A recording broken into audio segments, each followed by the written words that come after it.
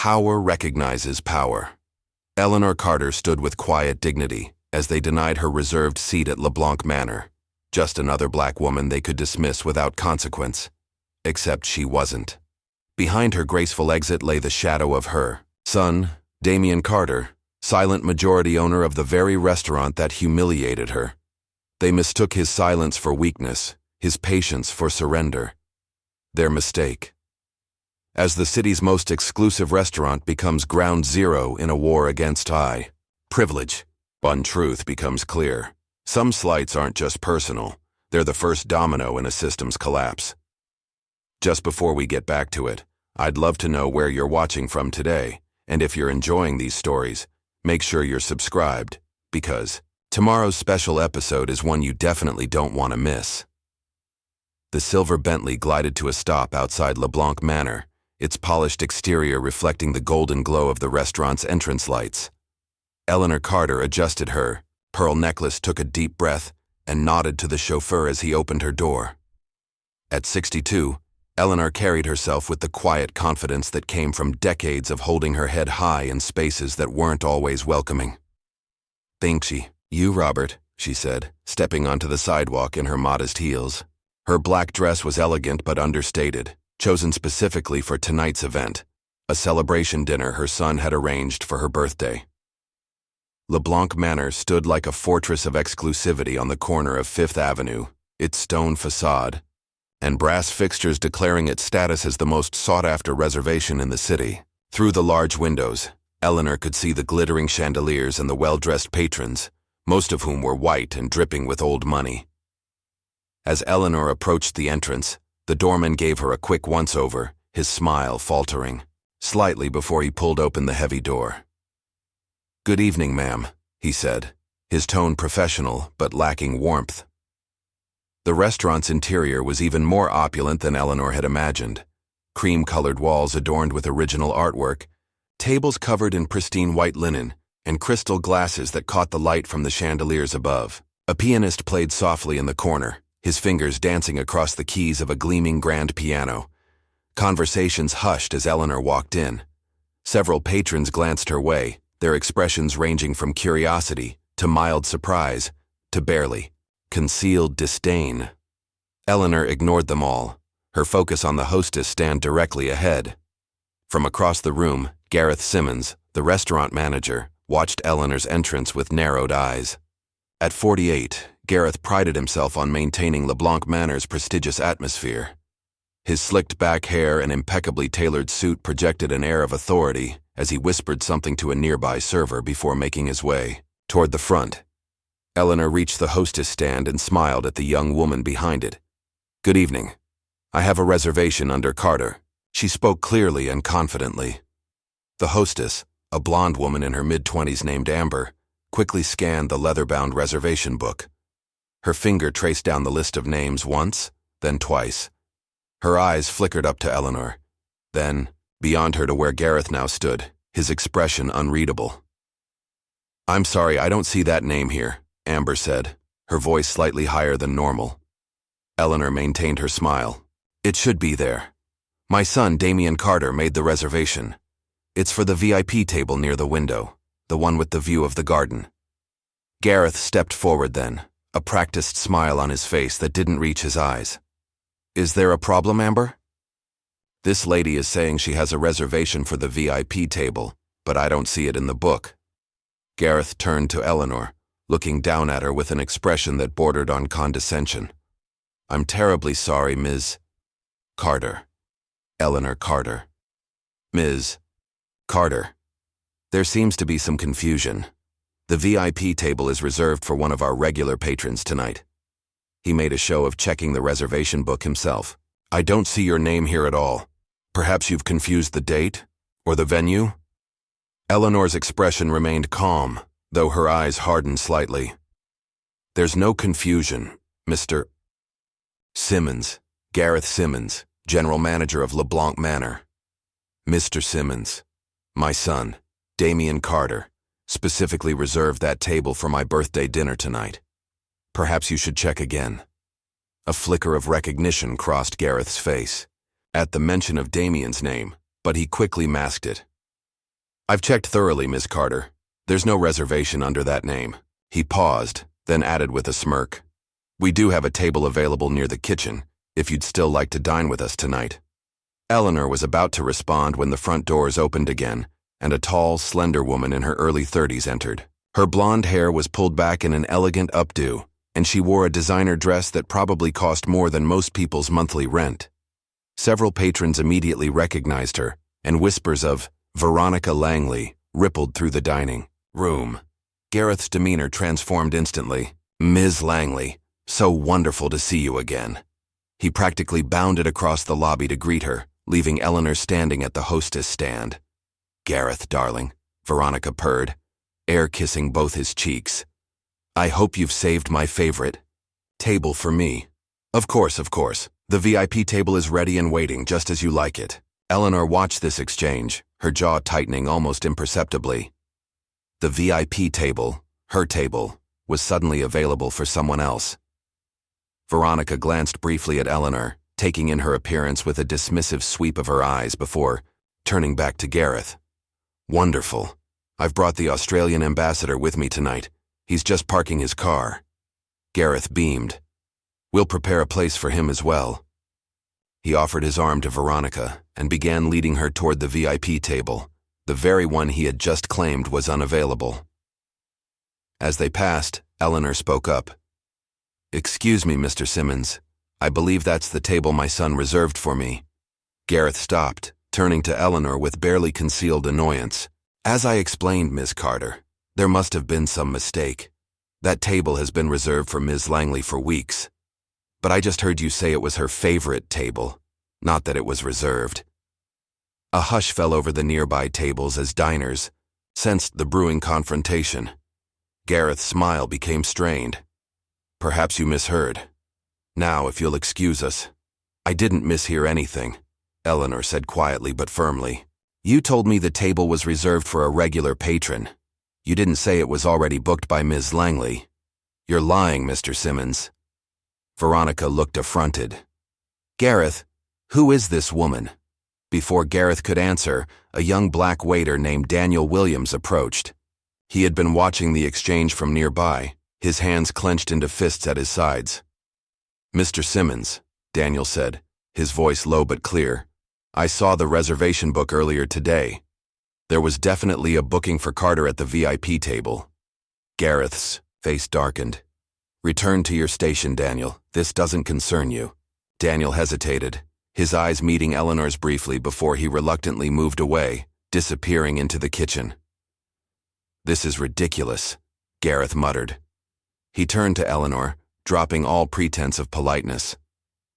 Look, that table is now occupied. I've offered you an alternative. Take it or leave it. Several patrons were openly staring now. Eleanor could feel the weight of their gazes, some sympathetic, others simply entertained by the spectacle. She straightened her back, smoothed her dress, and looked directly at Gareth. I'll leave it, she said, her voice carrying just enough for the nearby tables to hear. But my son will be very interested to hear about how Blanc Manor treats its guests. Gareth waved a dismissive hand. Yes. We're terribly sorry for the inconvenience. Eleanor turned to leave, her dignity intact despite the public humiliation. As she passed the bar, she caught sight of Daniel again, who gave her an almost imperceptible nod of respect. Outside, Eleanor took a deep breath of the cool evening air. Only then did she allow her hands to tremble slightly as she reached for her phone. She dialed a number she knew by heart. After 2 rings, a deep voice answered. Mom? What's wrong? Aren't you at the restaurant? Damien, she said, her voice steady despite everything. We need to talk about Blanc Manor. Damien Carter's penthouse office overlooked the city skyline, the lights of downtown creating a glittering backdrop behind his imposing desk. At 38, Damien had built an empire that spanned real estate, technology, and strategic investments. Forbes had recently named him one of the 50 most influential CEOs in America, though he rarely gave interviews or sought the spotlight. He stood at the floor-to-ceiling windows, phone pressed to his ear, his reflection showing a tall man with broad shoulders and intense dark eyes. His tailored suit couldn't hide the tension in his body as he listened to his mother's account of what had happened at Blanc Manor. "Give me an hour," he said finally, his voice controlled and measured. He ended the call and placed the phone carefully on his desk, taking a moment to collect his thoughts. Damien pressed the intercom button on his desk.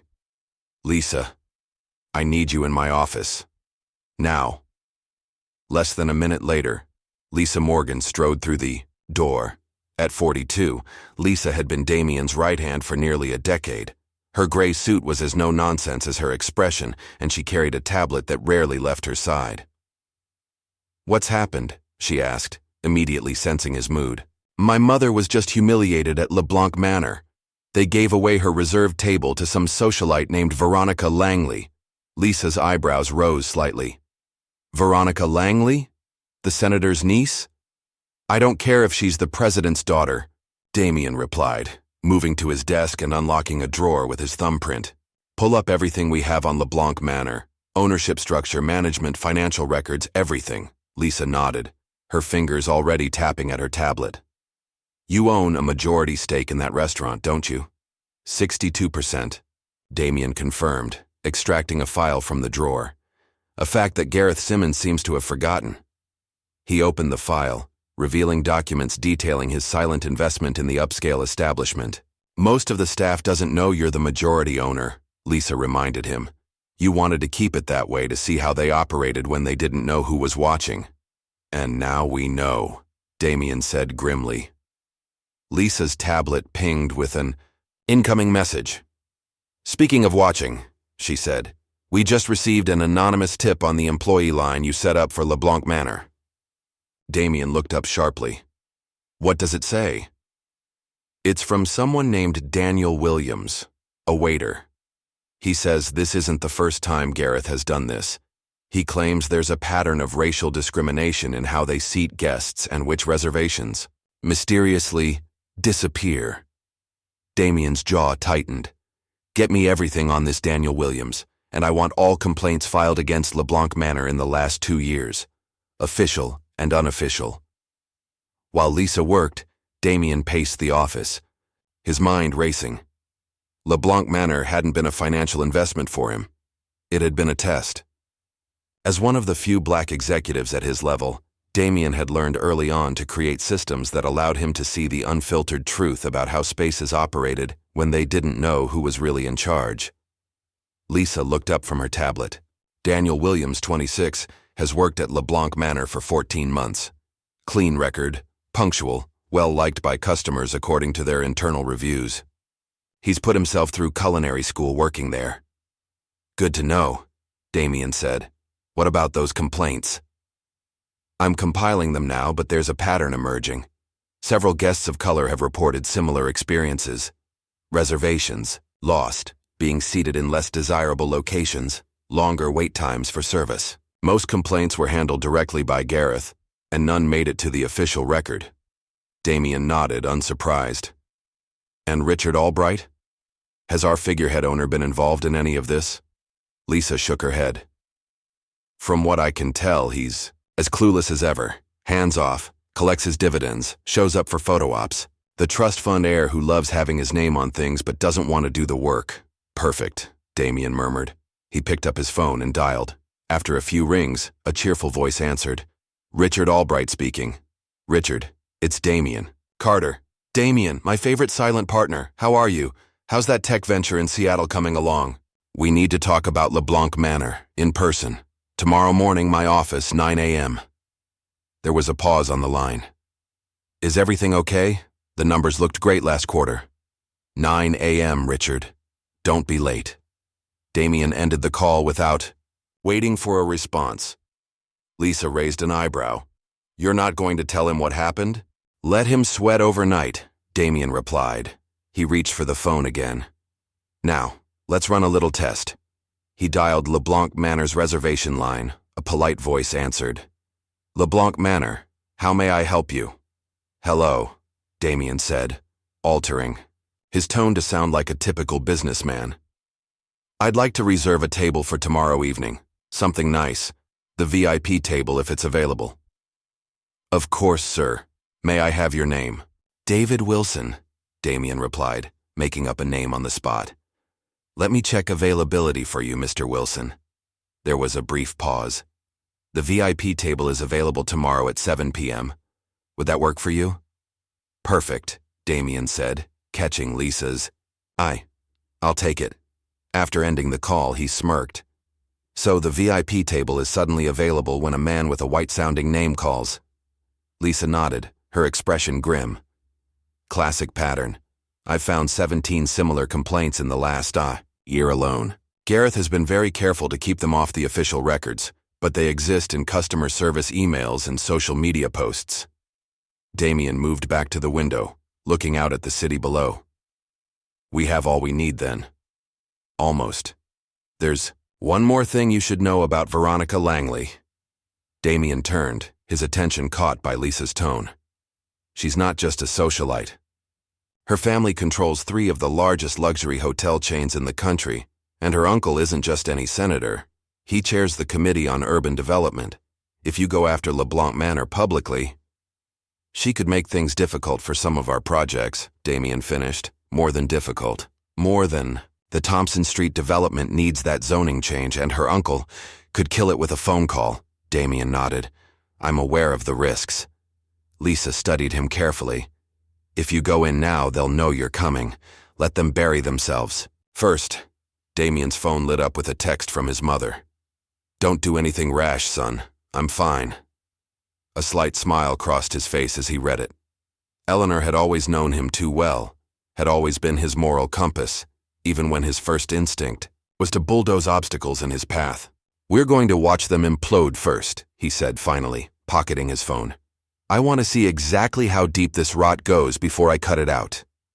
Lisa nodded, relieved. Smart move. How do you want to proceed? First, I'm going to visit Blanc Manor myself, incognito. I want to see firsthand how they operate when they don't know who I am. He paused, thinking. And I want hourly reports on both Gareth Simmons and Veronica Langley. Every skeleton in their closets, every connection they have, every weakness we can exploit. Consider it done, Lisa replied, already typing notes. And Lisa, Damien added, his voice taking on a harder edge. Make sure my mother gets the best table at James Porter's tomorrow night. Tell them I'll be joining her, and I'll remember how they treat her. After Lisa left, Damien stood alone in his office, the city lights creating shadows across his face. He picked up a framed photograph from his desk, himself as a young boy, standing beside Eleanor outside their modest home in a neighborhood most of his current business associates would never visit. She was wearing her nurse's uniform, looking tired but proud as she rested a hand on his shoulder. Eleanor had worked double shifts for years to put him through college. She had taught him to stand tall, to work twice as hard, and to never let anyone make him feel small. She had also taught him patience and strategy, lessons he would now put to good use. Damien placed the photograph back on his desk and reached for his phone again. It was time to make another call, this one to his personal tailor. Jackson, I need something different, not my usual style, something less expensive looking. I need to be invisible tomorrow night. As he outlined his requirements, Damien's mind was already racing ahead, mapping out the moves and counter-moves of the game that was about to begin. By the time he hung up, his plan was taking shape. The restaurant thought they held the power. They were about to learn how wrong they were. Meanwhile, across town, Daniel Williams paced his small apartment, debating whether he had made a terrible mistake by sending that anonymous tip. He had watched too many injustices slide by at Blanc Manor, had bitten his tongue too many times, as Gareth Simmons manipulated reservations and treated people of color with barely disguised contempt. Seeing Eleanor Carter dismissed so brazenly had been the final straw. Something about her quiet dignity in the face of such obvious discrimination had awakened something in Daniel, a conviction that silence was no longer an option. Still, he knew Gareth suspected him of sympathizing with guests who complained. Just last week, he had been passed over for a promotion to head waiter, despite having more experience than the white server who got the position. His phone buzzed with a text from his supervisor. Schedule changed. You're working tomorrow night. VIP section. Daniel stared at the message, a mixture of dread and determination settling in his stomach. The VIP section meant he would be directly under Gareth's watchful eye all night. It could be punishment, or it could be coincidence. Either way, he had crossed a line today. There was no going back now. At Blanc Manor, the evening continued as if nothing unusual had happened. Veronica Langley held court at the VIP table, her laughter occasionally rising above the general murmur of conversation. Gareth moved through the dining room like a conductor, ensuring everything ran smoothly for the elite clientele. Only a sharp observer would have noticed how he checked his phone more frequently than usual, or how his smile seemed slightly strained when he passed the now occupied VIP table. Only someone who knew him well would recognize the subtle signs of unease in his otherwise confident demeanor. By midnight, as the last guests departed and the staff began cleaning up, Gareth retreated to his office and poured himself a generous glass of scotch. Tomorrow would be business as usual. The Carter woman wouldn't be back, and her complaints, if she made any, would be handled like all the others, efficiently buried and forgotten. He had built Blanc Manor into the most exclusive restaurant in the city by understanding what the elite wanted: to be among their own kind, to feel special, to be insulated from the changing world outside.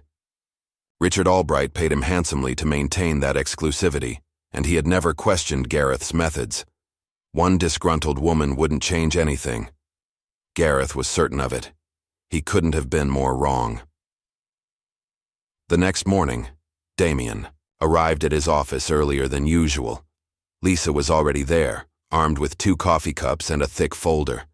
"Everything you asked for," she said, handing him both the coffee and the folder.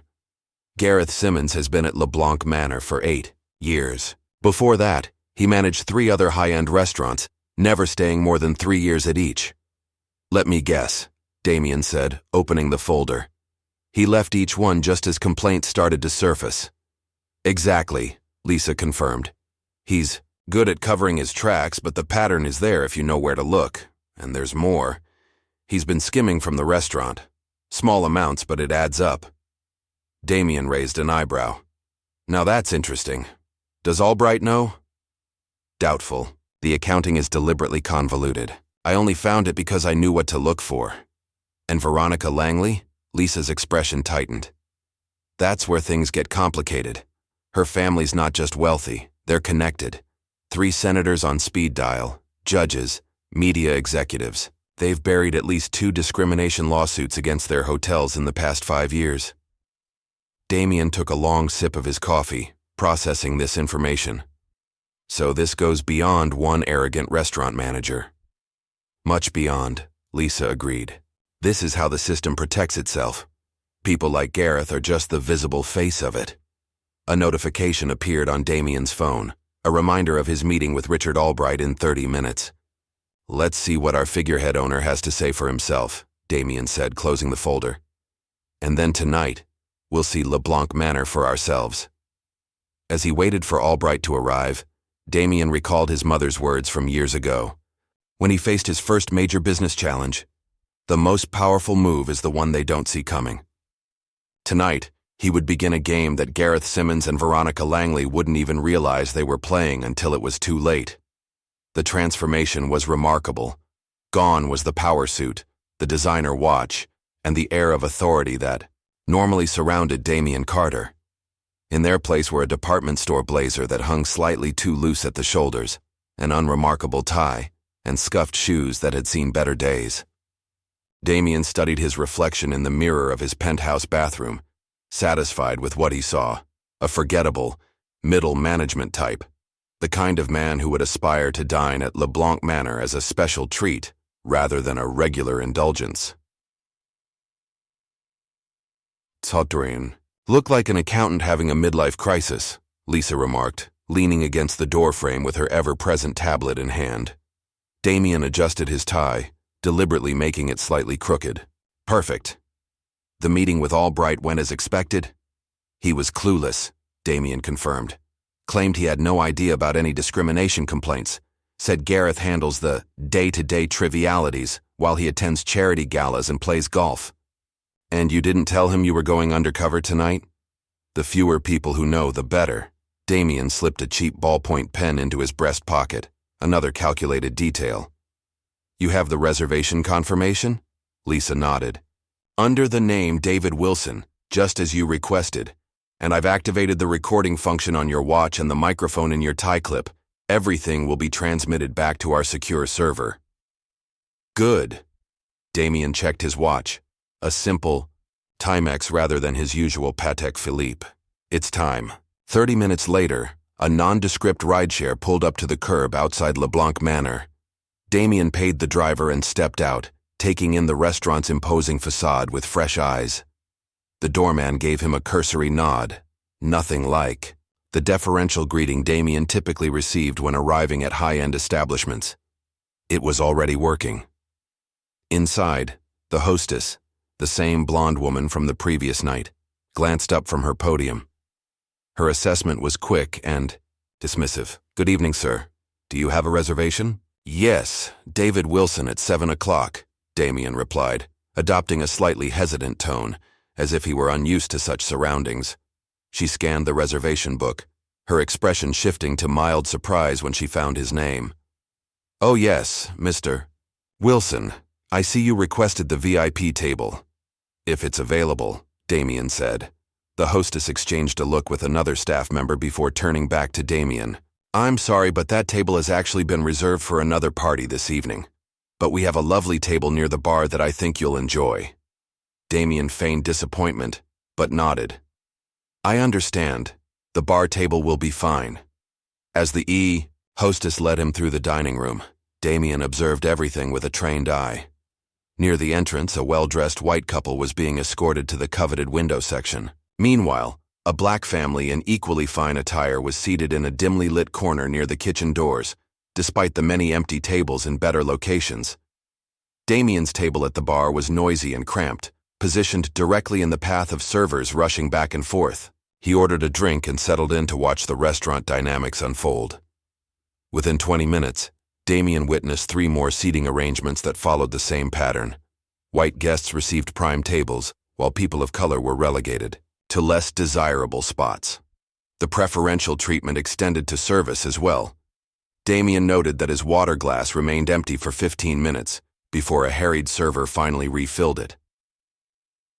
At 7:30, Damien watched as a white man in a designer suit entered the restaurant alone.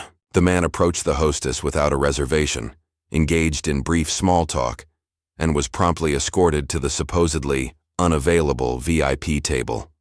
The injustice was so blatant that Damien had to maintain a conscious effort to keep his expression neutral. "Can I get you anything else, sir?" A young black waiter had appeared at Damien's side, Daniel Williams. Up close, Daniel appeared even younger than his 26 years, his expression carefully professional despite the evident tension in his shoulders. "Just the menu, please," Damien replied, studying Daniel carefully. This was the man who had risked his job to report Gareth's discrimination. As Daniel handed him the menu, he subtly surveyed the room before speaking in a low voice. "Fair warning, the kitchen's backed up tonight, so orders for this section might take a while." His eyes conveyed a different message. The delay would be deliberate, not circumstantial. "I appreciate the heads up," Damien said meaningfully. Daniel gave a slight nod and moved away, intercepted almost immediately by Gareth Simmons, who emerged from his office with the swagger of a man secure in his authority. Gareth said something to Daniel, his tone inaudible, but his body language unmistakably condescending. Daniel's shoulders tensed, but he nodded and continued toward the kitchen. Halfway through his overpriced and underwhelming meal, Damien decided to up the ante. He signaled for Daniel. "I'm curious about investing in restaurants," Damien said when the waiter approached. "This place seems quite successful." He pulled out a business card, one Lisa had created for his David Wilson persona, listing him as a financial consultant. Daniel's eyes widened slightly, but he maintained his professional demeanor. "I'm afraid I'm not the person to discuss that with, sir, but I can see if the manager is available." "I'd appreciate that. Thank you." 5 minutes later, Gareth Simmons approached Damien's table, his demeanor transformed from the previous night. Where he had been dismissive to Eleanor, he was now all smiles and charm. "Mr. Wilson, I understand you're interested in our little operation. Gareth extended his hand, which Damien shook firmly. Gareth Simmons, General Manager. David Wilson, Damien replied. And yes, I've been looking to diversify my portfolio. Restaurants seem like an interesting opportunity. Well, you've certainly come to the right place. Gareth pulled up a chair, without waiting for an invitation. Blanc Manor is the crown jewel of the city's dining scene. Our clientele is selective. I've noticed, Damien said carefully. How do you maintain such an exclusive atmosphere? Gareth leaned in conspiratorially. Between us, it's all about curation. We have systems in place to filter out the wrong crowd. Systems? Damien prompted. Little tricks of the trade? Selective. Reservation policies, strategic seating arrangements. Gareth smirked. Our regulars appreciate knowing they'll be dining among their own kind. Damien's smartwatch was capturing every word. Fascinating. And the owner approves of these methods? Richard Albright. Gareth laughed dismissively. He's happy as long as the profit margins stay healthy. He leaves the details to me. And they do stay healthy, I assume? Very. In fact, we've been able to increase our margins through some creative adjustments. Creative adjustments? Damien raised an eyebrow. Gareth glanced around before lowering his voice further. Let's just say certain tables have variable pricing that doesn't always make it into the official records. Nothing illegal, of course, just business optimization.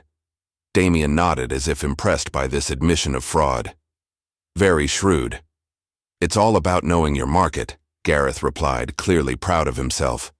For example, when certain types of customers do make it through our filtration system, they typically don't question an extra service charge or a mandatory gratuity. Certain types? Gareth gestured vaguely. You know what I mean. I think I do, Damien said, struggling to contain his disgust. Well, this has been enlightening. If you're serious about investing, I could arrange a private tour, show you our books, Gareth offered, sliding a business card across the table. I'd like that, Damien replied, slipping the card into his pocket. I'll be in touch. As Gareth moved away to greet some newly arrived guests, Daniel returned to clear Damien's plate. As he leaned in to take the dish, he discreetly slipped a folded napkin onto Damien's lap. Damien waited until Daniel had gone before unfolding the napkin under the table. Written in hasty pen strokes were the words, "Watch your back." Below it was a brief note.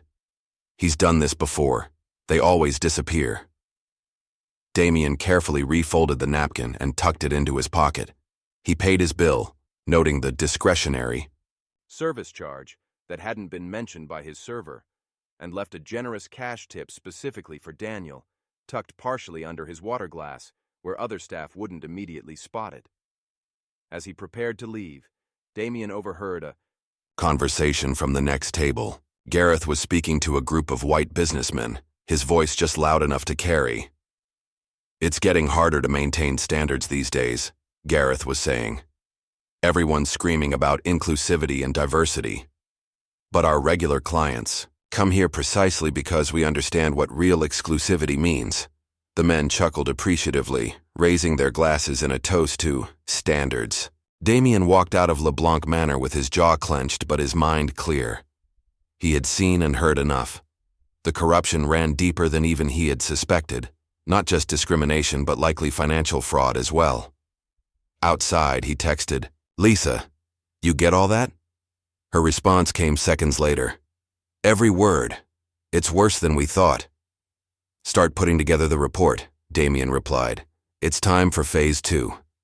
As his rideshare pulled away from the curb, Damien caught a glimpse of Daniel exiting through the restaurant's side door, phone pressed to his ear, his expression anxious. Damien made a mental note to ensure Daniel was protected when everything came crashing down. Because after tonight, there was no question in Damien's mind.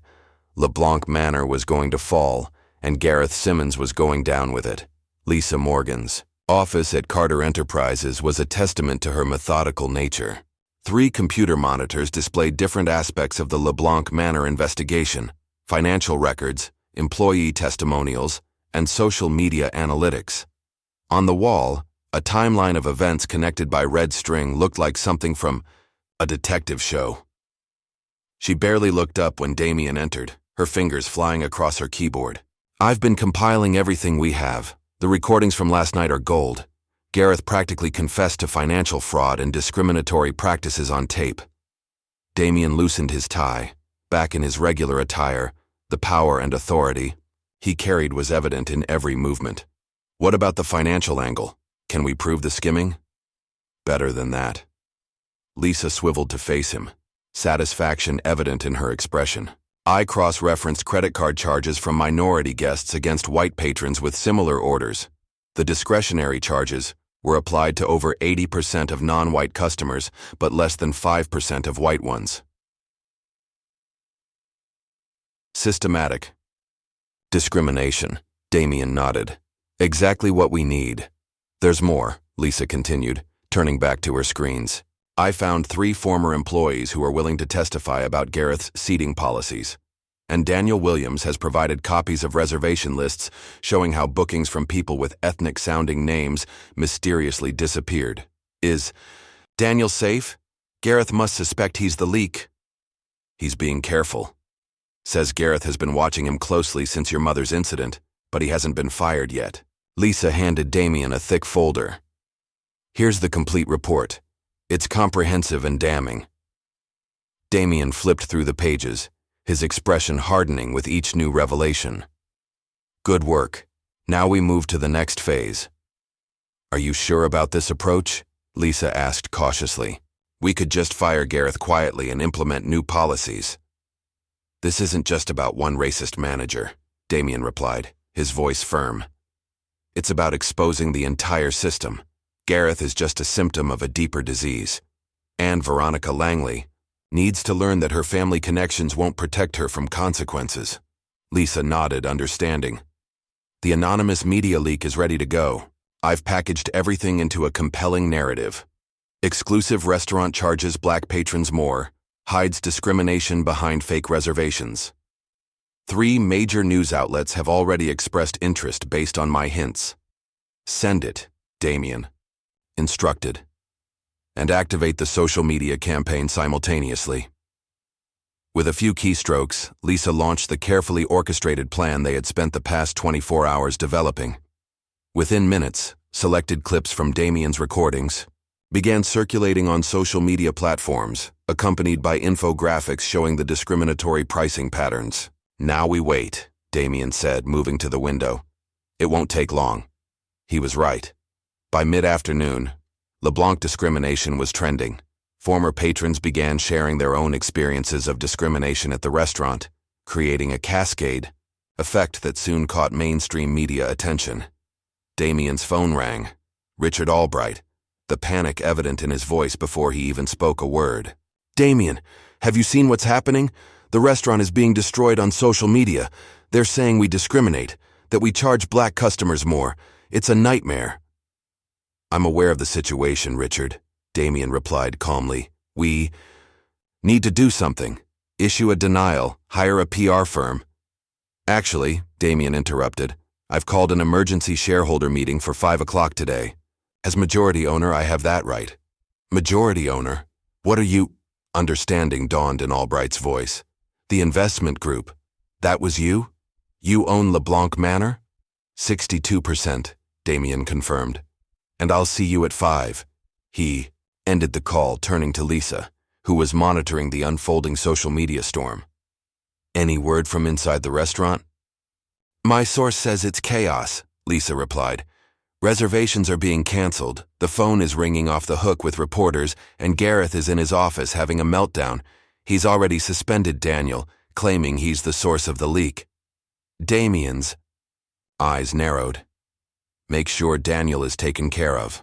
Full salary protection and legal support if needed." Another notification caught Lisa's attention.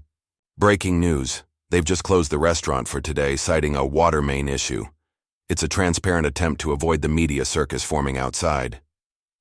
"Too late for that," Damien observed as footage appeared on one of Lisa's screens showing news vans parked outside Blanc Manor.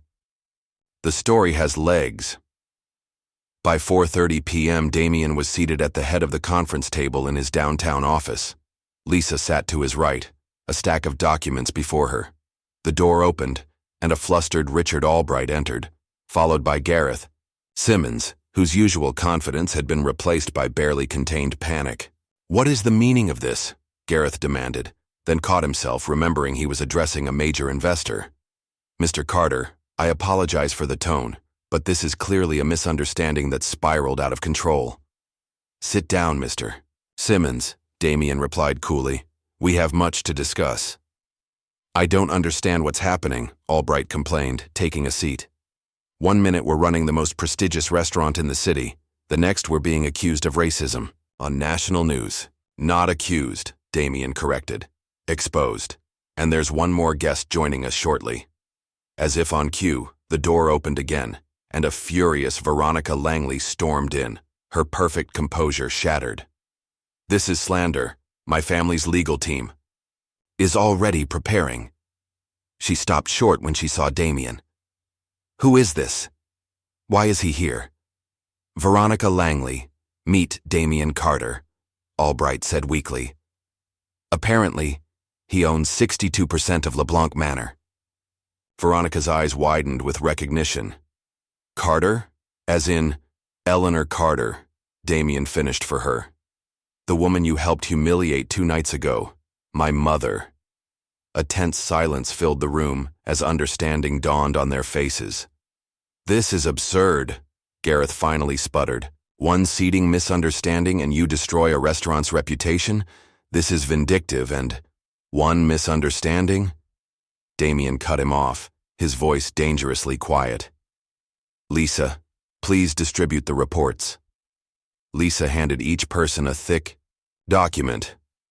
"This details 27 documented instances of racial discrimination at Blanc Manor in the past 6 months alone. It includes testimony from former employees, statistical analysis of seating patterns, and evidence of discriminatory pricing." "This is all circumstantial," Gareth protested weakly as he flipped through the pages. "I was there last night, Mr. Simmons," Damien replied. "As David Wilson, the potential investor you were so eager to impress. I recorded everything you said about your filtration system and creative adjustments to pricing." The color drained from Gareth's face. That's illegal. You can't record someone without their consent." "Actually, this state has one party, consent laws for recordings," Lisa interjected smoothly. "Completely legal." Albright looked shell-shocked. "Damien, I had no idea. You have to believe me. I never authorized any discrimination policies." "Your ignorance doesn't absolve you of responsibility, Richard," Damien replied. "You were content to collect profits while turning a blind eye to how they were generated." Veronica, who had been silently seething, finally spoke. "What exactly do you want, Mr. Carter? Money? An apology? Because if you think you can strong-arm the Langley family—" "What I want," Damien interrupted, "is accountability, starting with the immediate termination of Mr. Simmons and a complete overhaul of Blanc Manor's policies and practices." "You can't fire me," Gareth protested. "Only the managing director has that authority, and that's me," Damien finished. "As majority shareholder, I've appointed myself managing director, effective immediately." He slid a document across the table. "Richard, these are the papers transferring your remaining ownership shares to me." Albright stared at the document in disbelief. "You expect me to just sign away my restaurant? This is extortion." "This is business," Damien corrected. "You have 2 options. Sell me your shares at the very generous price outlined in that agreement, or face the legal and public relations nightmare that's coming. The financial fraud alone could result in criminal charges." "What financial fraud?" Albright asked, his voice barely a whisper. Lisa tapped a key on her laptop, and a screen on the wall displayed a complex financial analysis. Selective overcharging of minority customers, unreported cash transactions, inventory shrinkage that somehow always resulted in profits for management. It's all there, and the IRS would be very interested. Albright's shoulders slumped in defeat. "I really didn't know." "Sign the papers, Richard," Damien said, his tone softening slightly. Walk away with your reputation relatively intact and a fair compensation for your shares. With a shaking hand, Albright signed the transfer documents. As for you, Mr. Simmons, Damien continued, turning to Gareth, you're fired, effective immediately. Security is waiting outside to escort you from the building and collect your keys and access cards to the restaurant. Gareth stood, knocking his chair backward. You'll regret this. You have no idea who you're dealing with. Actually, I do, Damien replied calmly. A small man who abused what little power he had to hurt people who looked like him. He nodded toward the door. Goodbye, Mr. Simmons. After Gareth had been escorted out, Damien turned his attention to Veronica, who had watched the proceedings with cold calculation. Ms. Langley, while I can't fire you from your own life, I can ensure that your role in this incident doesn't go unnoticed. Veronica laughed, a harsh sound devoid of humor. Please, by tomorrow this will be old news. My family has weathered bigger scandals than a restaurant seating mishap. Damien leaned forward. Perhaps. But I wonder how your uncle the senator would feel about the 5 discrimination lawsuits your family hotels have quietly settled in the past 3 years, or the labor violations at your Miami property. All these details are in the second part of our media package, ready to be released. For the first time, uncertainty flickered across Veronica's face. You're bluffing. Would you like to find out? Damien reached for his phone. One call, and the second wave of stories goes live. A tense silence stretched between them before Veronica spoke again. What do you want from me? Nothing, Damien replied, surprising her. I simply want you to understand something. The world is changing, Ms. Langley. The old ways of doing business, of treating people, are ending. You can evolve, or you can become irrelevant. Your choice. Veronica stood, gathering her designer purse with forced composure. You have no idea what you've started, Mr. Carter. On the contrary, Damien replied. I know exactly what I'm doing. This isn't just about one restaurant or one incident. This is about changing the system. After Veronica had departed, her threats hanging in the air, Lisa turned to Damien. She won't let this go.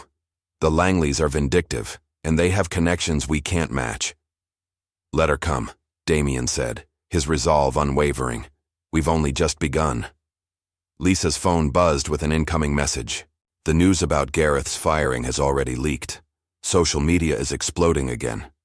She showed Damien her screen, where Dr. Justice for Eleanor was now trending alongside Dr. LeBlanc discrimination.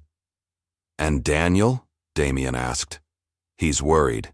Says some of Gareth's loyal staff are blaming him for the scandal. Damien nodded thoughtfully. Offer him a position as consultant for the restaurant's reorganization. His insider knowledge will be valuable, and it gets him away from potential retaliation. Already drafted the offer letter, Lisa replied with a slight smile. And I've scheduled a press conference for tomorrow morning, where you'll announce the complete overhaul of Blanc Manor's management and policies. Perfect, Damien said, standing to look out at the city skyline. And make dinner reservations. For my mother and me at Blanc Manor for tomorrow night. The VIP table. Lisa raised an eyebrow. You want to dine there during all this chaos? I want to send a message, Damien replied, that things are already changing. After Lisa left to execute his instructions, Damien remained at the window, watching. The sun set over the city. His phone vibrated with an incoming call from Eleanor. I saw the news, she said when he answered. The entire staff fired?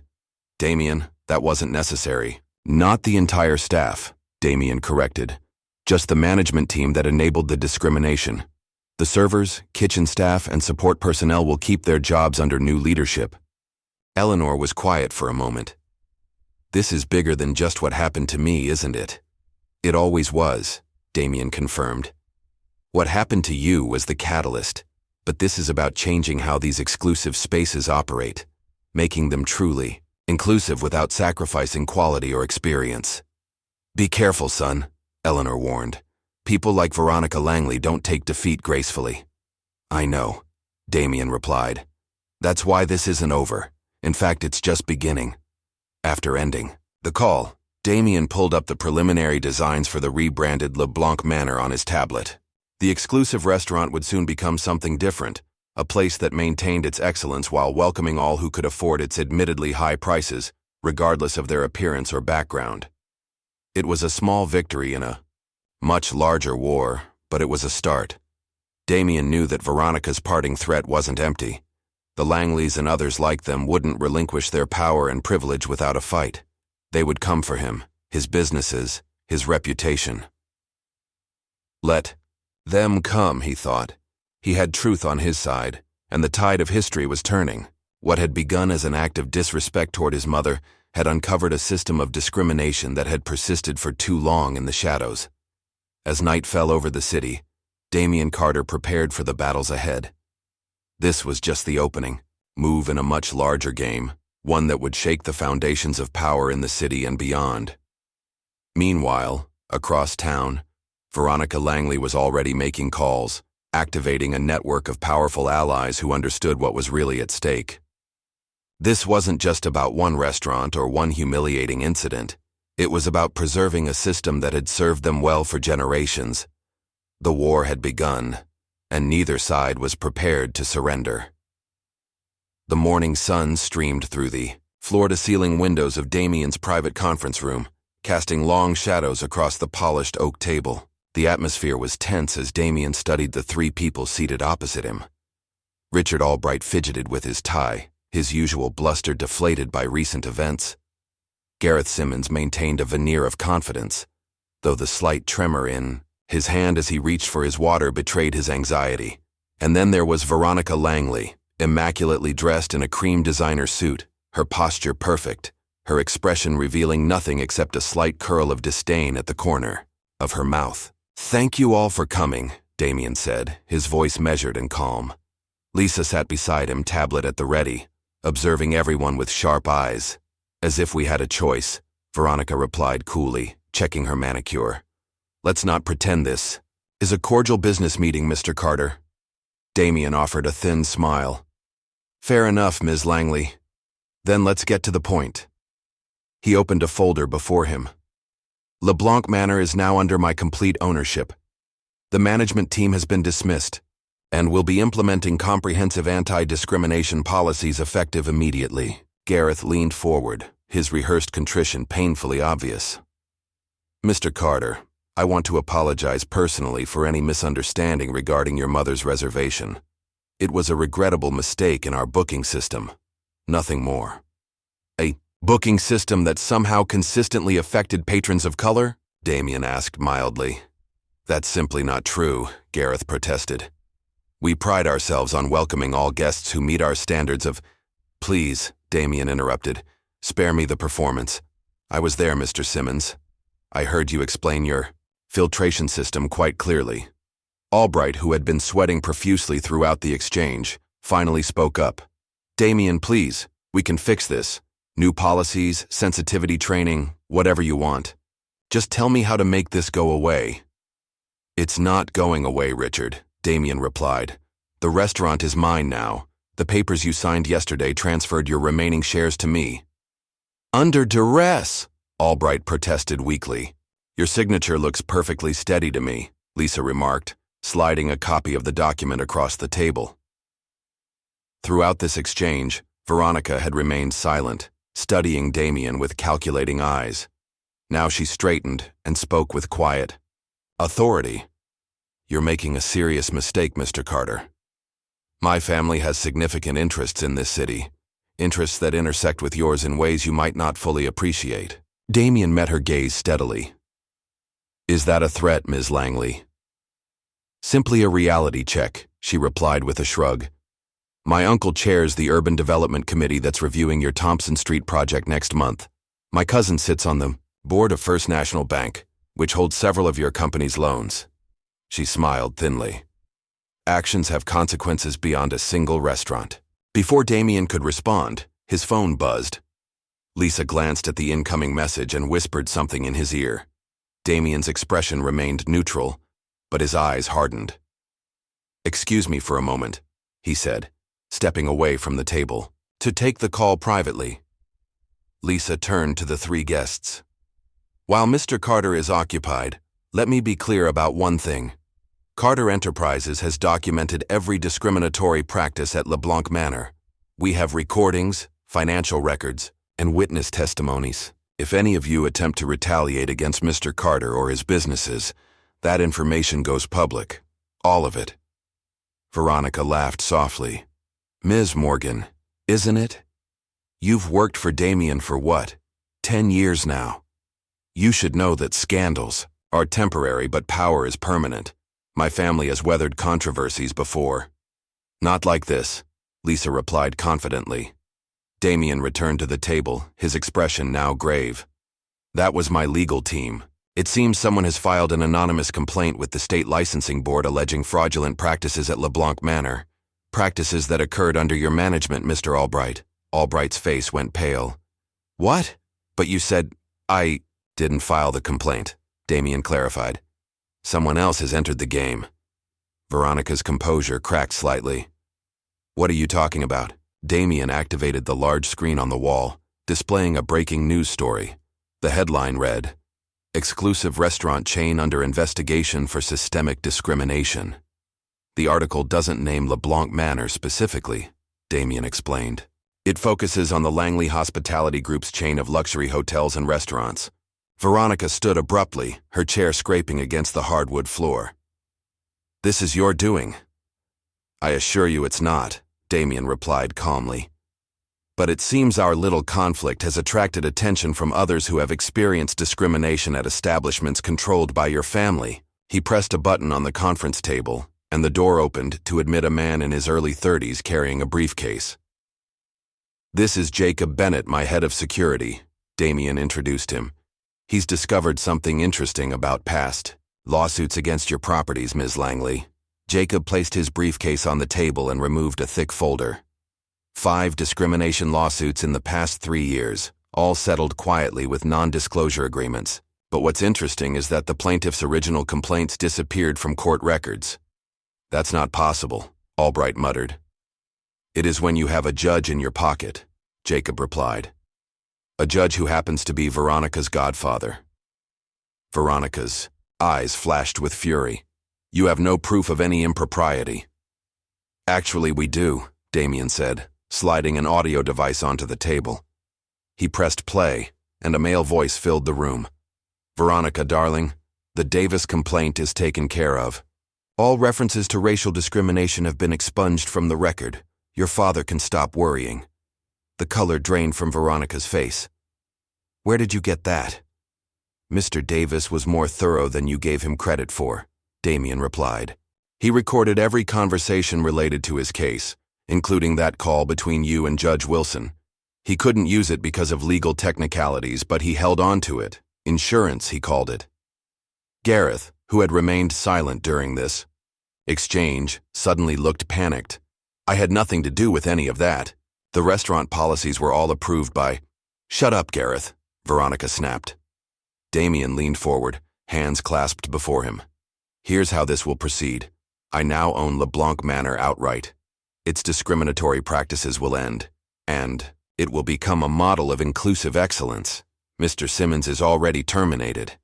Mr. Albright will retain his reputation as long as he cooperates with the coming investigation." "And me?" Veronica asked, her voice dangerously quiet. "That depends on you," Damien replied. "My concern is the restaurant and addressing the wrongs done there, including to my mother. I have no interest in a prolonged war with your family, Ms. Langley." "Then you shouldn't have started one," she replied icily. Damien's expression remained calm. "I didn't start this, but I will finish it if necessary." He slid a contract across the table. "This is a mutual non-interference agreement. You and your family stay away from my businesses, and I'll keep the evidence of judicial misconduct private." Veronica didn't even glance at the document. "My family doesn't respond well to blackmail, Mr. Carter." "Consider it a business proposal then," Damien countered. "A way for both of us to walk away cleanly." Veronica stood, gathering her purse. "You have no idea what you've started." She turned to leave, then paused at the door. "You know, your mother was lucky. She was merely embarrassed. Others who cross my family don't fare as well." After she departed, Gareth and Albright exchanged nervous glances. Can we go now? Albright asked weakly. Mr. Albright, you're free to leave. Mr. Simmons, please remain. There are some financial discrepancies we need to discuss. After Albright scurried out, Gareth slumped in his chair. What do you want from me? My reputation is already destroyed. I want the truth, Damien replied. About how deep the discrimination went and who else was involved. Gareth laughed bitterly. You think this was just me? The entire system is built this way. The Langleys and families like them. They create the rules, and people like me just enforce them. That doesn't absolve you of responsibility, Lisa pointed out. I know that, Gareth admitted, surprising them. But you should know what you're up against. Veronica wasn't bluffing. Her family has destroyed people for much less than what you've done. Let me worry about the Langleys, Damien said dismissively. Now, about those financial records. An hour later, after Gareth had admitted to years of financial manipulation at the restaurant and signed a full confession, Damien and Lisa were alone in the conference room. He rolled over quickly, Lisa observed. Self-preservation, Damien replied. He knows he's finished in this industry. The confession is his only bargaining chip against criminal charges. Lisa's tablet chimed with an alert. The press release about the restaurant's reorganization has gone out. Social media response is overwhelmingly positive. And the Langleys? Quiet for now, Lisa reported. But their lobbyist has scheduled meetings with 3 city council members who oversee development permits. They're moving fast. Damien nodded, unsurprised. So are we. Is the press conference set for tomorrow? Yes, and Eleanor has confirmed she'll attend.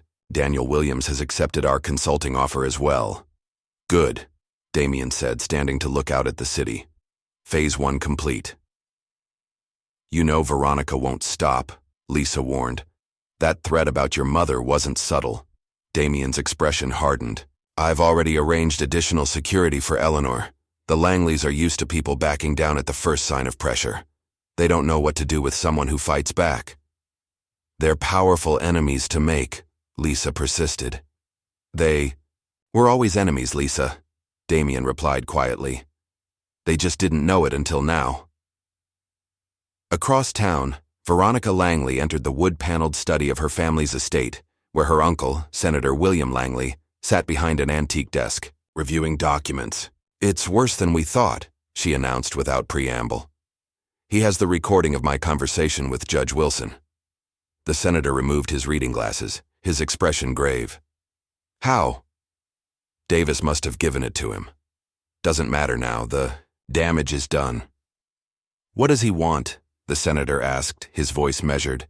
He claims he just wants the restaurant and to end the discrimination there. Offered me a non-interference agreement. Senator Langley scoffed. People like Carter don't stop with one victory. He's testing his power, seeing how far he can push. I warned him, Veronica said, pacing the study. Made it clear we could hurt his business interests. And? He didn't blink. Either he's overconfident or he's prepared for a fight. The senator was quiet for a moment, then pressed a button on his desk phone. Janet, get me Thomas Reynolds at the Chronicle, and schedule calls with our friends at First. National and the Zoning Board. He turned back to Veronica. Carter needs to learn that some lessons come with a higher price than others. Damien's alarm chimed at 5:30 a.m. as usual, but he was already awake, reviewing overnight news alerts on his tablet. The press conference announcing the transformation of Blanc Manor was scheduled for 10 a.m., and everything was in place. He scrolled through his emails, noting with satisfaction the positive responses from community leaders and business associates. His phone rang, Lisa calling at an unusually early hour.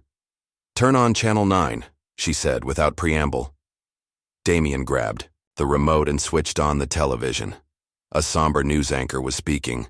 Exclusive report questioning the business practices of Damien Carter, CEO of Carter Enterprises. Sources allege that Carter used intimidation tactics to force the sale of Blanc Manor, raising concerns about predatory acquisition methods. That didn't take long, Damien remarked, his voice calm despite the slanderous report. The Langleys must own someone at Channel 9. It gets worse, Lisa replied. Check your email. The Thompson Street zoning request has been flagged for additional review, a process that could take months. Damien absorbed this news silently. The Thompson Street development was a major project, affordable housing in an area that desperately needed it. Delaying it would cost millions and could jeopardize the entire initiative. That's just the beginning, Lisa continued. I've received calls from 3 board members who suddenly can't make today's press conference. They cited scheduling conflicts, but it's obvious they've been pressured. Expected, Damien said. Anything else? Yes. A reporter from the Chronicle called asking for comment on allegations that you've engaged in racial tokenism in your hiring practices. They're running a story titled The Hypocrisy of Damien Carter's Diversity Claims. Damien laughed without humor. So the playbook is character assassination and business obstruction. Predictable. We should delay the press conference, Lisa suggested. Give us time to counter these narratives. No, Damien replied firmly. That's exactly what they want, to keep us on the defensive. The press conference proceeds as planned. If some board members can't attend, we'll highlight those who had the courage to show up. After hanging up, Damien showered and dressed with deliberate care, selecting one of his finest suits. As he adjusted his tie, he received a text from his mother. Just saw the news. Are you sure about this path? He replied simply, nevermore. Certain. See you at the press conference. Damien arrived at his office to find Lisa waiting with a stack of reports. Her expression was grim. First National Bank called. They want to review the terms of our current loans. And 3 of our smaller investors have requested urgent meetings. The Langleys are pulling every string they have, Damien noted, skimming through the reports. Have we heard from Daniel Williams this morning? Lisa's expression shifted to concern. That's another issue. He didn't show up for our scheduled meeting, and he's not answering his phone. Damien looked up sharply. Send Jacob to his apartment. Now. While they waited for news about Daniel, Damien and Lisa prepared for the press conference. The media attacks continued throughout the morning, each hour bringing a new allegation or insinuation about Damien's business practices, personal life, or motives in acquiring Blanc Manor. They're trying to bury us in mud, Lisa observed as they watched another news segment questioning Damien's sudden interest in social justice. Let them, Damien replied. It only demonstrates their desperation. His phone buzzed with a message from Jacob. Williams's apartment empty. Neighbors say he left in a hurry last night. No signs of struggle, but his phone was left behind. Damien showed the message to Lisa. Find him. Use whatever resources necessary. You think the Langleys? I don't know. Damien interrupted. But Daniel is key to our case against Blanc Manor's discrimination.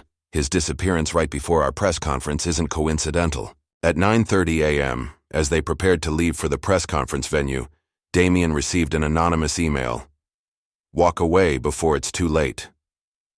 Attached was a dossier containing personal information about his mother, his close associates, and details of his daily routines, information that could only have been gathered through illegal surveillance. Damien forwarded the email to his security team without comment, then turned to Lisa. Let's go. We have a press conference to give. Despite the coordinated media attacks and the pressure applied to potential supporters, the press conference proceeded as planned. Damien stood at the podium with Eleanor at his side, his bearing confident and unapologetic. Good morning, he began, his voice steady. Yesterday, I became the sole owner of Blanc Manor restaurant. Today, I'm announcing its complete transformation into a new establishment, one that will maintain the excellence Blanc was known for, while ensuring that all guests are treated with equal respect, regardless of race, background, or appearance. Reporter interrupted. Mr. Carter, Channel 9 reported this morning that you forced the previous owner to sell under duress. Would you care to comment? Richard Albright sold his shares willingly after learning about discriminatory practices and financial irregularities under his management, Damien replied smoothly. He chose to do the right thing rather than face the consequences of those actions. And what about allegations that this is a personal vendetta because your mother was denied a table? Another reporter called out. Eleanor stepped forward, her dignity commanding instant respect. My experience at Blanc Manor was unfortunate, But it was hardly unique. Many have faced similar treatment, but lack the resources to do anything about it. My son is addressing a systemic problem, not seeking personal revenge.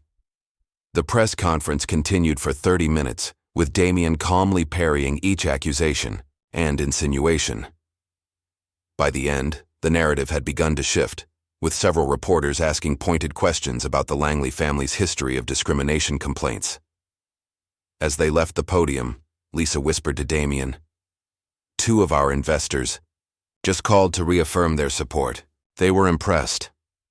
"One battle won," Damien murmured. "But the war is just beginning." That afternoon, while meeting with his legal team about the Thompson Street zoning delay, Damien received an urgent call from his CFO. "We have a problem," the CFO reported. "The West Side development deal collapsed. Our partner, Brighton Properties, pulled out without explanation." Damien absorbed the news silently. The West Side project had been years in the making, a major commercial development that promised substantial returns. "How much do we lose?" he asked finally. "At least $12 million in sunk costs. But the bigger issue is that we're contractually obligated to break ground by next month or forfeit the land rights entirely." After ending the call, Damien stared out at the city skyline. In less than 24 hours, the Langleys had managed to delay one major project and potentially kill another. Their reach was impressive, their methods ruthless. Lisa entered his office, her expression troubled. "Still no sign of Daniel Williams, but we found this slipped under our office door." She handed him a plain envelope. Inside was a typed note. "Not everyone can afford principals. Some of us have families to protect." Below the message was an address in a neighboring city. "He ran," Damien concluded. "The Langleys must have threatened him or his family." "We can't blame him," Lisa said quietly. "He's not equipped for this kind of fight." "No, he isn't," Damien agreed. "Few people are. That's how they maintain their power, through fear and isolation." The day continued with more strategic attacks on Damien's business interests. A routine environmental review of another project suddenly turned critical. A key permit was mysteriously delayed. 2 more investors requested meetings to discuss their concerns.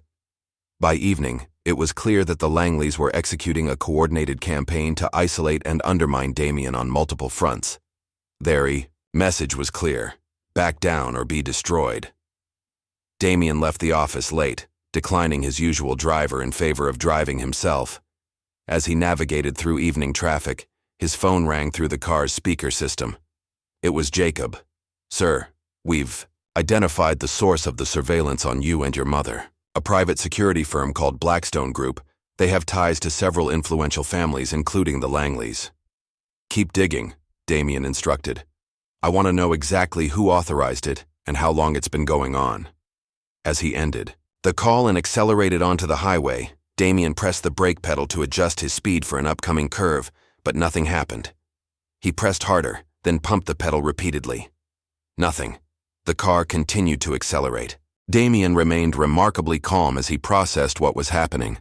The brake lines had been cut or disabled, a clear attempt on his life disguised as an accident.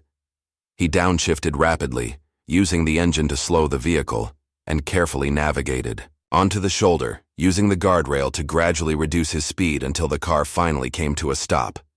His heart pounding, Damien called Jacob. "Someone tampered with my car. The brakes failed completely." "Where are you?" Jacob demanded, his voice tense with concern. "Highway 16 eastbound, about 5 miles past the Riverdale exit." "And Jacob? This wasn't a warning. They're playing for keeps now." When security arrived 20 minutes later, a thorough inspection confirmed Damien's suspicion. The brake lines had been professionally severed in a way that would cause them to fail gradually rather than immediately, designed to look like a mechanical failure rather than sabotage. Later that night, in the secure conference room of his downtown building, Damien met with his crisis team. The mood was somber as they reviewed the day's events. "The car sabotage crosses a line," Lisa said, her voice shaking slightly. "This isn't business anymore. It's criminal." "It's both," Damien corrected. "The Langleys are showing us how far they're willing to go to maintain their power and privilege." "We should go to the police," suggested Jacob. With what evidence? Damien asked. We can prove the brakes were tampered with, but not who did it. The Langleys are too smart to leave a trail. Then what's our move? Lisa asked. Because right. Now they're hitting us from all sides while we're just playing defense. Damien was quiet for a moment, his expression contemplative rather than defeated. Finally, he looked up, a new resolve in his eyes. We've been reactive, responding to their attacks as they come. That ends now. If they want a war, I'll give them one. What are you thinking? Lisa asked, recognizing the determination in his voice. The Langleys think they're untouchable because of their connections and influence. Let's prove them wrong. Damien turned to Jacob. I want everything on the Langley family. Business dealings, political contributions, tax records, personal scandals. Every skeleton, every questionable transaction, every abuse of power. That could take weeks, Jacob warned. You have 48 hours, Damien replied. Focus on Veronica and her uncle the senator first. They're leading this attack. He turned to Lisa. Contact our friends in the media, not the mainstream outlets the Langleys control, but the independent journalists who've covered corruption stories before.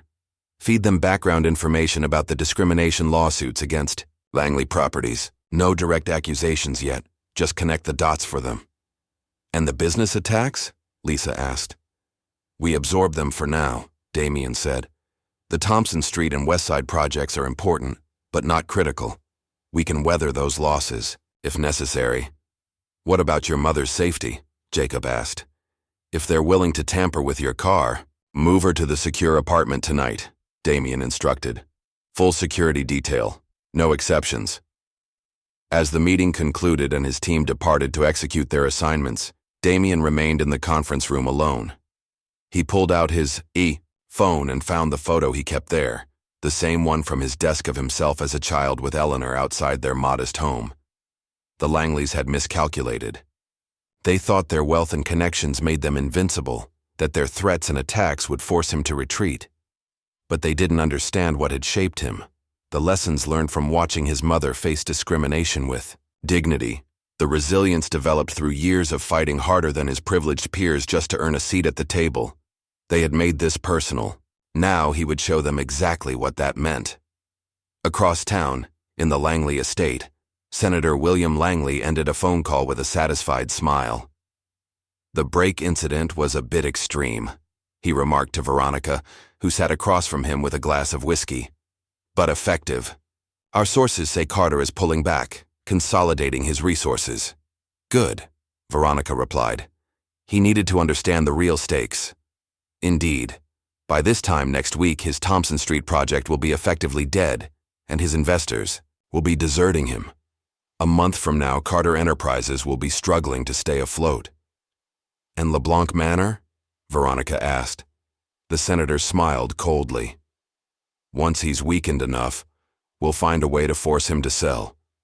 Perhaps to a more appropriate owner. Neither of them noticed the blinking light on the senator's desk phone, indicating that the line had remained connected after the call ended.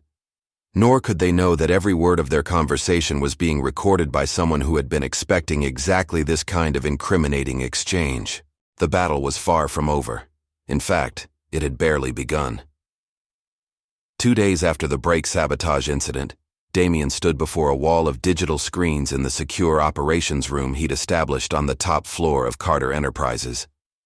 Each display showed different aspects of what his team now called Operation Checkmate: financial records, surveillance photos, media monitoring, and legal strategies. His normally pristine office had been transformed into a war room, with security personnel constantly moving in and out, bringing updates and receiving new instructions. Lisa entered, carrying a thick folder stamped "Confidential" in bold red letters. Jacob's team delivered, she announced, placing the folder on the conference table. Everything on the Langleys, as requested. Damien opened the folder and began reviewing its contents, his expression hardening as he turned each page. Their empire is even more extensive than we thought. And more corrupt, Lisa added. Tax evasion, bribery of public officials, falsified environmental impact studies. It's all there. The Langley Hospitality Group has systematically violated labor, laws and discrimination protections at nearly every property they own. What about Senator Langley specifically? Lisa pulled out a separate document. That's where it gets really interesting. He's been using his position on the Urban Development Committee to steer government contracts toward companies owned by Shell. Corporations that ultimately trace back to his family trust. It's sophisticated money laundering disguised as legitimate business. Damien nodded thoughtfully. And the recording from his office phone? Crystal clear, Lisa confirmed. His admission about the brake tampering is explicit enough to trigger a criminal investigation. Good. Damien stood and walked to the window, looking out at the city skyline. It's time for the next phase. Schedule the press conference for tomorrow morning. Lisa looked surprised. So soon?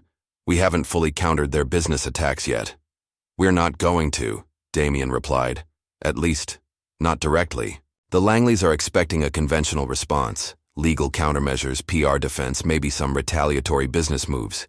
We're going to hit them where they aren't looking. The full audit announcement, Lisa realized. Exactly. Damien turned from the window. Tomorrow morning, I'll publicly announce a comprehensive audit of Blanc Manor's financial records, including all transactions, vendor relationships, and special arrangements under the previous management. The Langleys will panic, Lisa warned. That audit would reveal connections to their other businesses. I'm counting on it, Damien replied with a slight smile. When people panic, they make mistakes. The following morning, camera crews from every major news outlet set up outside Carter Enterprises headquarters.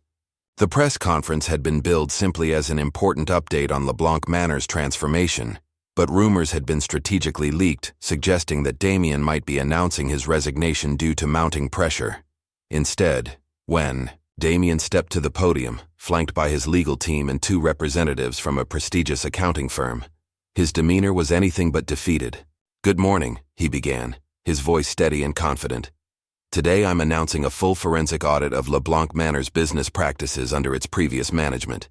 This audit will examine every financial transaction, every vendor relationship, and every special arrangement made over the past 5 years. A murmur ran through the assembled reporters as they realized this was not the retreat they'd expected. Additionally, Damien continued, we've discovered evidence of potential criminal activity, including financial fraud, tax evasion, and discrimination as official policy. All findings will be shared with appropriate regulatory and law enforcement agencies. A reporter raised her hand. Mr. Carter, are you concerned about potential repercussions from powerful interests connected to the restaurant? Damien smiled slightly. I believe in transparency and accountability. If certain individuals find that uncomfortable, perhaps they should reconsider their business practices. Another reporter called out. Is this in response to the recent attacks on your business interests? This is in response to evidence of wrongdoing, Damien replied firmly. Nothing more, nothing less. As the press conference concluded, Lisa showed Damien her tablet, which displayed breaking news alerts from financial sites. Langley Hospitality Group's stock had dropped 8% in the 30 minutes since his announcement. The market was already connecting the dots. Back in the security of his office, Damien received an expected call from his newly installed encrypted phone line. That was a dangerous move, Carter. Senator Langley's voice was cold with barely controlled fury. You have no idea what you're meddling with. Actually, Senator, I know exactly what I'm dealing with, Damien replied calmly. A corrupt system that's operated unchecked for too long. You think you can take on my family? We built this city and extracted a heavy price for it, Damien countered. But times change, Senator. Even empires fall eventually. There was a pause before the senator spoke again, his tone shifting to something resembling grudging respect. What do you really want, Carter? Everyone wants something. Name your price. I want accountability. I want justice for people who've been systematically discriminated against. And I want your family to experience consequences for once in your privileged lives, the senator laughed, a harsh sound devoid of humor. Noble sentiments, but we both know this sanctimonious crusade is about your wounded pride because your mother didn't get her table. That incident opened my eyes, Damien admitted. but this is about much more than one dinner reservation. Last chance, Carter. Back off, or what happened to your brakes will seem like a gentle warning. Damien's voice remained steady. You should know that this call is being recorded, Senator. And that mention of my brakes just corroborated the recording we already have from your office, where you discussed the sabotage with Veronica. The silence on the other end of the line was deafening.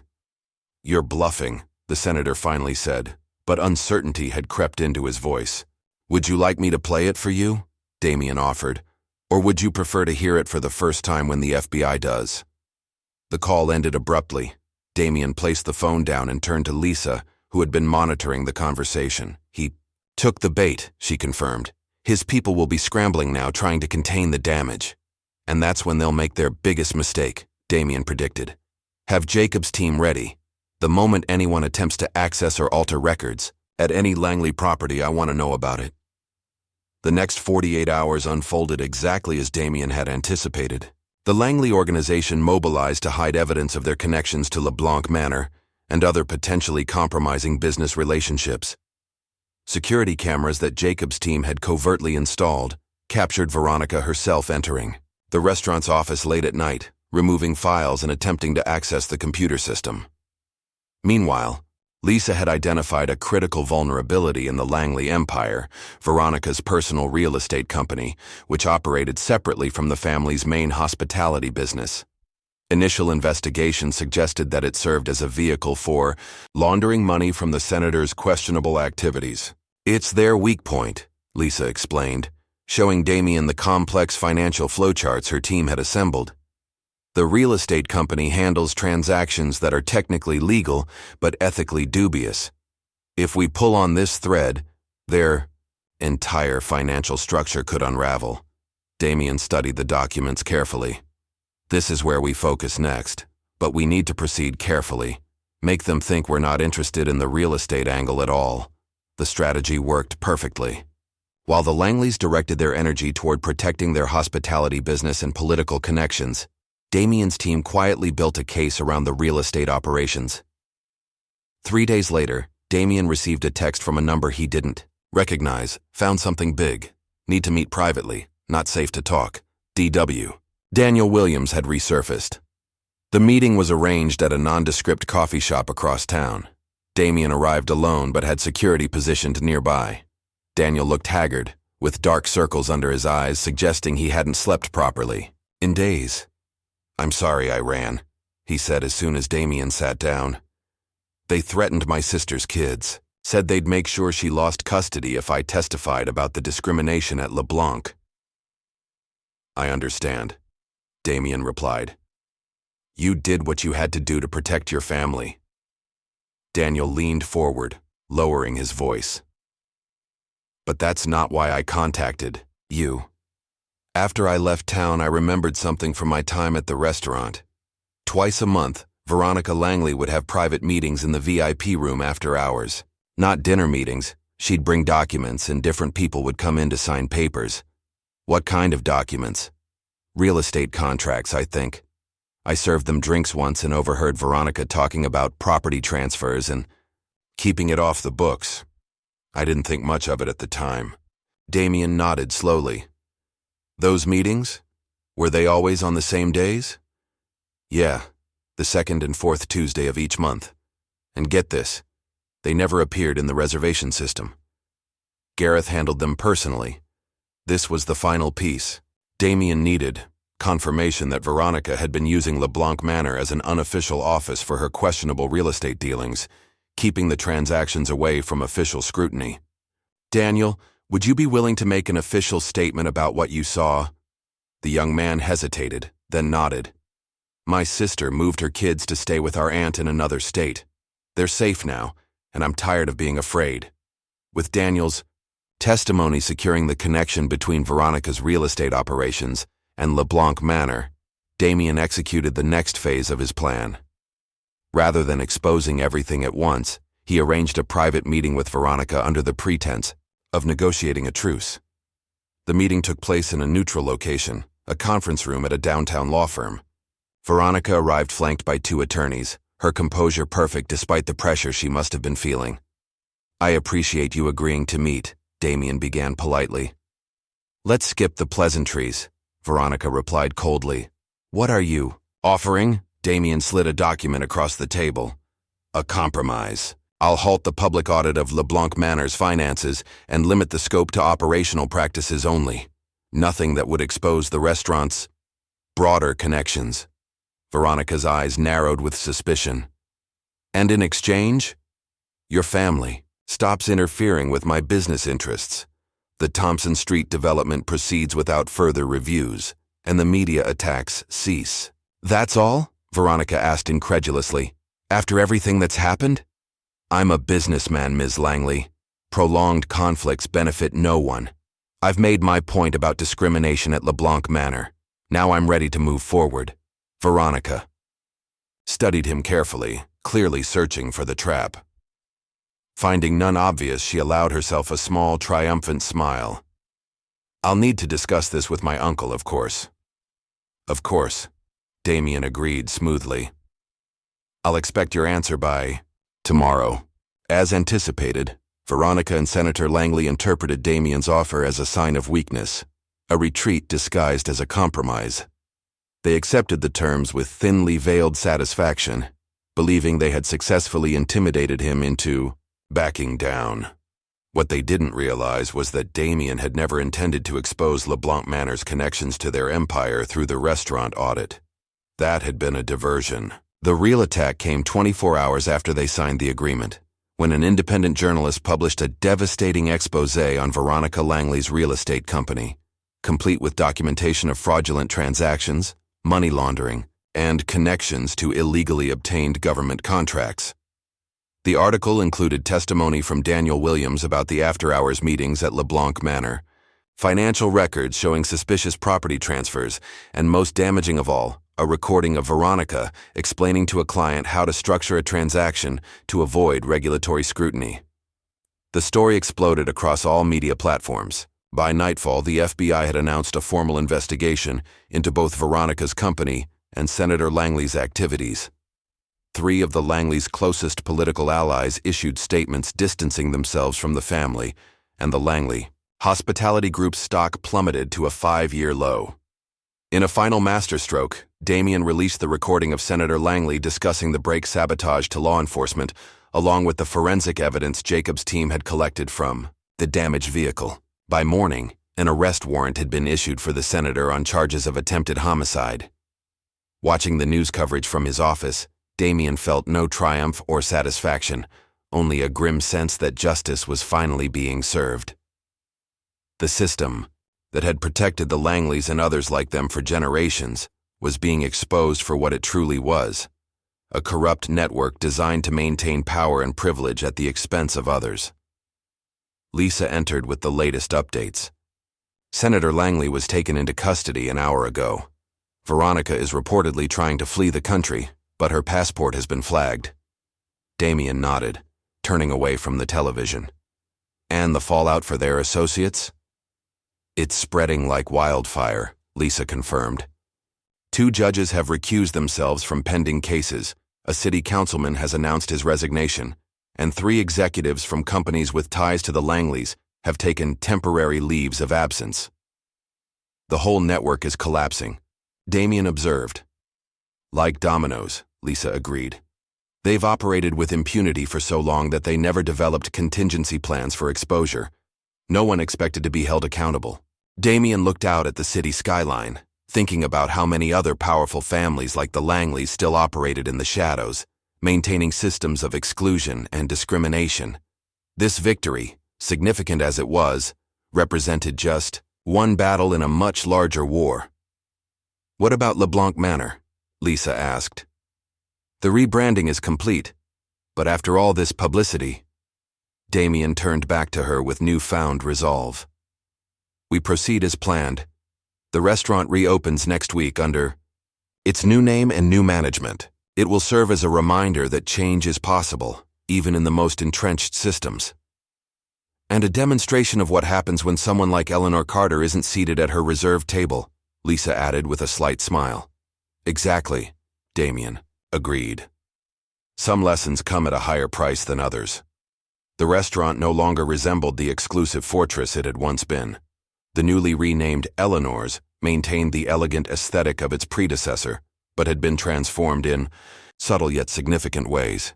The lighting was warmer, the artwork on the walls now showcased diverse artists, and the previously rigid formal atmosphere had given way to something equally sophisticated, but far more welcoming. 1 week after Senator Langley's arrest, Damien escorted his mother through the front doors of the establishment that now bore her name. Eleanor, elegant in a deep purple dress, paused just inside the entrance, taking in the changes with visible emotion. "You didn't tell me you were naming it after me," she said softly. "I wanted it to be a surprise," Damien replied, gently squeezing her hand. It seemed fitting considering how this all began. The new manager, Alexis Patterson, a respected restaurant industry veteran with a stellar reputation for both excellence and inclusivity, approached with a warm smile. "Ms. Carter, we're honored to welcome you as our first guest. Your table is ready whenever you are." Eleanor was escorted to the VIP table, the very one she had been denied 2 months earlier. As she sat down, several staff members, including many familiar faces from the previous incarnation of the restaurant, approached to welcome her personally. Most of the service staff stayed on, Damien explained as their drinks were served. They weren't the problem, and many of them suffered under Gareth's management too. Eleanor looked around at the diverse clientele now filling the restaurant, a stark contrast to the homogeneous crowd from before. "It's not just the name that's changed. We implemented a new reservation system that prevents manipulation," Damien explained. "And the pricing is now standardized and transparent. No more discretionary charges applied selectively." Their conversation was interrupted by a familiar face approaching the table. Daniel Williams, now dressed in the attire of a restaurant manager rather than a waiter, smiled broadly. "Ms. Carter, it's wonderful to see you again," he said. "I wanted to personally thank you both. Without what happened that night, none of this would have changed." Eleanor reached out and squeezed his hand. "You took a tremendous risk coming forward. How are your sister and her children doing?" "They're back home now and doing well," Daniel replied. "Alexis offered me the assistant manager position. I'm finishing culinary school at night. He's going to be running his own restaurant someday," Damien predicted. After Daniel departed, Eleanor turned to her son with a thoughtful expression. "You've accomplished something remarkable here, Damien, but at what cost? The Langleys may be finished, but there are others like them." "I know," Damien acknowledged. "This was just one battle. The system that protected them still exists, even if it's been weakened." "And you've made powerful enemies," Eleanor added. "Not everyone exposed in the Langley scandal has faced consequences yet."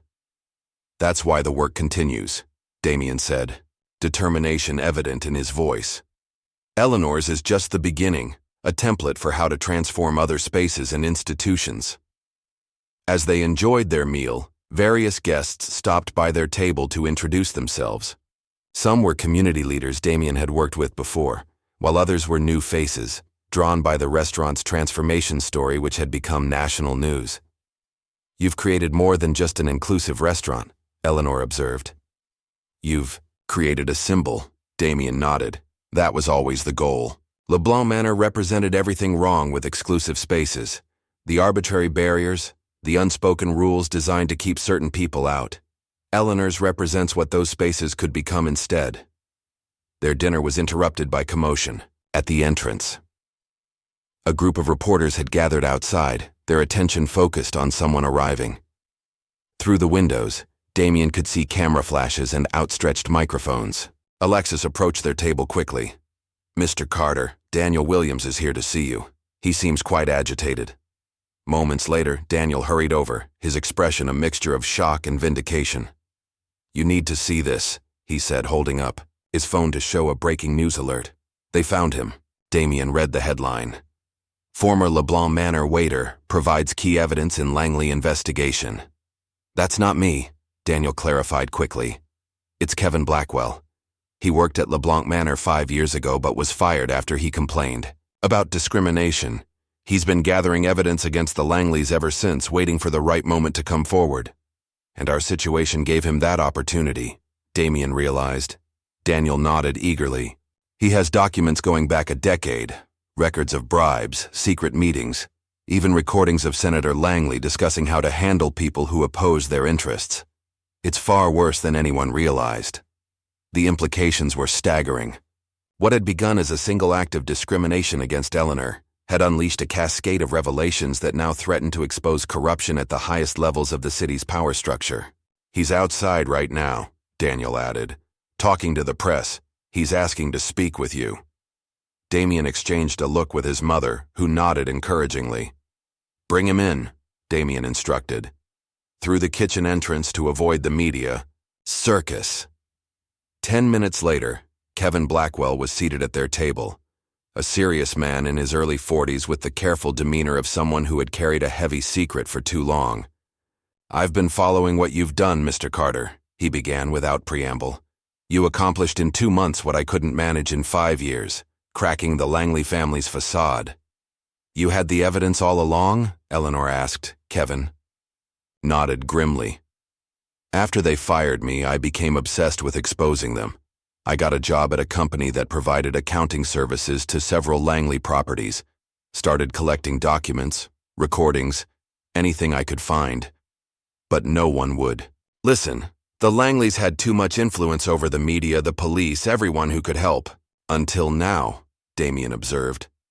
"Until you broke their power enough for people to start questioning," Kevin confirmed. "The material I've provided to federal investigators goes well beyond what's already public. The corruption extends to judges, police officials, regulatory agencies. It's systemic." The conversation continued as Kevin outlined the extent of what he had uncovered. By the time dessert arrived, it was clear that the Langley scandal was about to expand far beyond what anyone had anticipated. As Kevin prepared to leave, to meet with investigators who were now taking his evidence seriously, he paused and turned to Eleanor. "Ms. Carter, what happened to you at Blanc Manor happened to me too and to countless others. But most of us couldn't fight back. Thank you for having a son who could." After he departed, Eleanor and Damien sat in contemplative silence for a moment. "This has become much bigger than a restaurant, hasn't it?" Eleanor finally said. "It always was," Damien replied. "The restaurant was just where it became visible." As they finished their meal, Alexis approached with a message. News crews outside were requesting statements from both Damien and Eleanor about the expanding Langley investigation. "Another day," Damien told her. "Tonight is about celebrating. Eleanor's not discussing the Langleys." Later, as they stood on the restaurant's newly redesigned terrace overlooking the city lights, Eleanor turned to her son. "You didn't just fight for me, you know. You fought for everyone who's ever been told they don't belong." Damien nodded, thinking about Daniel, Kevin, and countless others who had faced discrimination in spaces designed to exclude them. "The work is just beginning," he said. "What we've exposed goes beyond one family or one restaurant. It's about dismantling systems that have been in place for generations, and building something better in their place," Eleanor added, gesturing to the diverse, vibrant dining room behind them.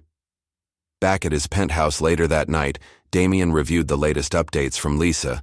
The fallout from Kevin Blackwell's evidence was spreading rapidly, with 3 judges already announcing unexpected retirements and a deputy mayor taking an indefinite leave of absence. As he prepared for bed, his security system alerted him to a delivery, an unmarked envelope that had been left with his building's doorman.